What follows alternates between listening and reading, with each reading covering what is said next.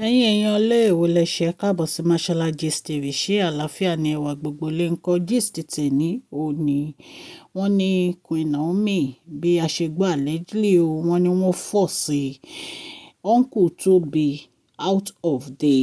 oil and gas quarters ní Port Harcourt torí wọ́n ní pé Uncle Tobi yìí wọ́n ní ṣe ni wọ́n ti ń ṣe bíi the real manager ní Port Harcourt ìpè ibi tí kábíyèsí ti fi gbogbo ẹ̀ lé Queen Naomi lọ́wọ́ tó jẹ́ pé àwọn ni director overseers oil and gas business wọ́n ní ṣe ni Uncle Tobi yìí ń sáré kiri ibẹ̀ náà ń rìn kiri majestically bí ẹ̀ ń pé àwọn ni wọ́n ní business ṣùgbọ́n wọ́n ní kí Queen Naomi tó lọ wọ́n ní Queen Naomi ti gbé ìgbésẹ̀ pẹ̀lú lọ́ọ̀yà bí wọ́n ṣe máa ṣe gbogbo ètò wọ́n ní wọ́n dẹ̀ ti fún wọn ní àṣẹ láti lé arákùnrin yìí kúrò nínú complain yìí wọ́n nígbà tí Queen Naomi dé Port Harcourt wọ́n ní wọ́n sọ fún arákùnrin pé wọ́n ní tán dé Port Harcourt wọ́n ní ọkùnrin yìí wọ́n ní ó ti gbinlẹ̀ sí oil and gas complain wọn o wọ́n ní ṣe ló ń ṣe bíi pé òun ló ní complain tó ń lọ tó ń gbé pẹ̀lú mọ́tò ńláńlá tó ń ṣe gbogbo nǹkan tó wù wọ́n ní kò tiẹ̀ tí ì ní iṣẹ́ kankan tó ń ṣe ń bẹ̀ wọ́n ló kàn bẹ̀rẹ̀ sí àlè níbẹ̀ ni wọ́n ní gbogbo àwọn tó wà ń bẹ̀ gan tó ń ṣiṣẹ́ wọ́n ní wọ́n lè sọ̀rọ̀ wọ́n ní gbogbo wọn ń wò ní ẹ̀yin èèyàn ilé ẹ jẹ́ ká jọ wọ inú gist tèmi. TV ń kí yín Mashola Gist TV ń kí yín adúpẹ́ àtọpẹ́dá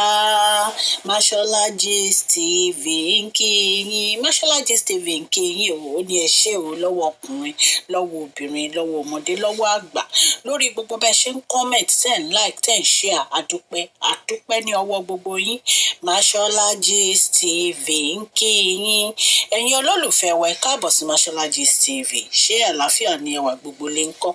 orúkọ mi ni Mashola kò yí padà a máa ń sọ̀rọ̀ nípa celebrity gist royal gist politics àti gbogbo nǹkan tó ń ṣẹlẹ̀ ní agbègbè orílẹ̀-èdè bàbá wa ní ilẹ̀ Nàìjíríà a ń sọ̀rọ̀ nípa celebrity gist royal gist politics àti gbogbo nǹkan tó ń ṣẹlẹ̀ ní orílẹ̀-èdè wa ẹ̀yin èèyàn lè tẹ́ bá ti subscribe ẹ tẹ notification bell kẹ́ ẹ subscribe so that a bá ti post any gist ẹ máa rí a ń sọ Yorùbá lórí channel yìí nítorí pé a fẹ́ gbàgbé àṣà àti èdè wa ẹ̀yin èèyàn lé à ń ṣe advert lọ́lọ́kùn òjọ̀kan lórí channel yẹn kàn sí wa ní Mashola Gist TV ọlọ́run elédùnmarè á bá mi gọ́wọ́ yín sókè o ọlọ́run elédùnmarè á bá mi ran gbogbo yín lọ́wọ́ o òkè òkè ní ọlá yín á máa lọ o ọlá yín ò ní lọ ìsàlẹ̀ láéláé. ẹ̀yin èèyàn lé wọ́n ní bí Queen Naomi ṣe gba Port Harcourt nìyẹn lọ tí wọ́n lọ evict Uncle Tobi kúrò ní oil and gas complain wọ́n fi lélẹ̀ pé lọ́ọ̀yà ló ṣe gbogbo document láti wá lé wọn jáde níbẹ̀ wọ́n ní gbogbo document tí àwọn èèyàn bá máa sign ó gbọ́dọ̀ pass wájú àwọn kọjá wípé ẹnikẹ́ni tó bá sign document kankan tí ò ń ṣe pé ó gba wájú àwọn kọjá wọ́n ní irú ẹni bẹ́ẹ̀ wọ́n ní àwọn máa fáyé ẹ̀ ni o ẹ̀yin èèyàn lé Queen wa ti gbé ìgbésẹ̀ tó yẹ kán gbé lórí ọ̀rọ̀ yìí nítorí pé kábíyèsí ti fa gbogbo àṣẹ oil and gas company lé wọn lọ́wọ́. wọ́n nígbà tí wọ́n sọ fún Uncle Tobi yìí pé kí ó kúrò ní ibẹ̀ wọ́n ní ṣe ló kọ́kọ́ yarí tó ní right wo ni Queen Naomi ní láti wá lé àwọn. wọ́n ní ìgbà tí Queen Naomi fi envelope lé Uncle Tobi lọ́wọ́ wọ́n ní ọwọ́ wọn bọ̀ ni o wọ́n ní wọ́n dẹ̀ pé kábíyèsí lórí fóònù kábíyèsí dẹ̀ sọ fún wọn pé àwọn ò fẹ́ rí wọn mọ́ ń bẹ̀ kọ́kọ́ gbogbo ẹrù wọn kan kúrò ń bẹ̀.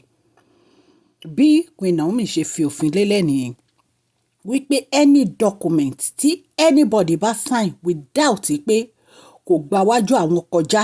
kì í ṣe signature àwọn ló wà lórí document yẹn wípé wọ́n máa fáyà ẹnìyẹn ni ẹ̀yin èèyàn lé no be small thing o kì í ṣe nǹkan kékeré o ṣe mọ̀ pé gbogbo wọn nǹkan tó ń rò ní pé kábíyèsí àwọn ni wọ́n ṣì ń rọ̀ níbẹ̀ wípé gbogbo nǹkan táwọn bá dẹ̀ ṣe àṣegbé ni wọn ò mọ̀ pé wọ́n ti fa àṣẹ lé Queen Naomi lọ́wọ́ láti máa run ibẹ̀. Ẹ̀yin èèyàn lé Queen Naomi ń gbé ìgbésẹ̀ tó lágbára ní wákàtí ọ̀wọ̀ yìí nítorí pé wọ́n fi ojú ìgbà kan wo Queen Naomi ni wọn ò mọ̀ pé wọ́n ti gbé wọn dé ibi tó jẹ́ pé èèyàn ń gbéyàn dé. Ní ìsìn kábíyèsí gbé gbogbo agbára lé wọn lọ́wọ́ wọ́n dẹ̀ ní kán ṣe nǹkan tó bá yẹ kán ṣe lórí ọ̀rọ̀ gas and complain. Ẹ jẹ́ ká jọ gbọ́ gist tán ẹ̀yin ará lé. Ẹ̀yin èèyàn lé Ọlọ́run gbàkóso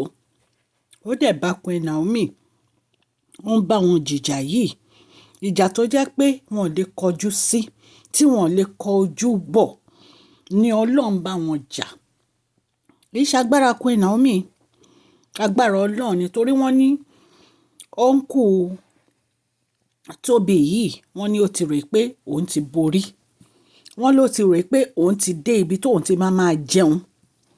Wọ́n ní ìgbà tí wọ́n ń fi ẹjọ́ ẹ̀sùn Queen Naomi gan wọ́n ní Queen Naomi ní kán ṣáà ní sùúrù fáwọn káwọn wábẹ̀ wọn ò mọ ipọ́n máa gbérú ìgbésẹ̀ yìí. Ẹ̀yin èèyàn lé gist tá a gbọ́ ní ìta ní ká mú wá fún yín. Mo dúpẹ́ lọ́wọ́ yín fún àdúrótì yín lórí channel yìí Ọlọ́run Elédùmarè á bá mi gbọ́wọ́ yín sókè o ẹ ní fọwọ́ gbọ́mọ sí ọwọ́ yín ò ní kàn sálẹ̀ àpò. Gbogbo ẹ̀yin new subscribers mi mo dúpẹ́ lọ́wọ́ yín mo kí yín ẹ ṣé ẹ káàbọ̀. Ní agbára Ọlọ́run adùn ló máa gbẹ̀yìn ewúro adùn ní tiyín o ní agbára Ọlọ́run. Ẹ̀yin èèyàn tẹ́ ẹ ti subscribe tẹ́lẹ̀ mo dúpẹ́ lọ́wọ́ yín ẹ ṣeun fún gbogbo bẹ́ẹ̀ ṣe ń subscribe ten like ten share ten comment ọpẹ́ ló tọ́ sí yín. Wọ́n ní ẹni tó bá dúpẹ́ oore àná á rí mi ìgbà. Mo dúpẹ́ lọ́wọ́ ọkùnrin mo dúpẹ́ lọ́wọ́ obìnrin mo dúpẹ́ lọ́wọ́ ọmọdé mo dúpẹ́ lọ́wọ́ àgbàlagbà.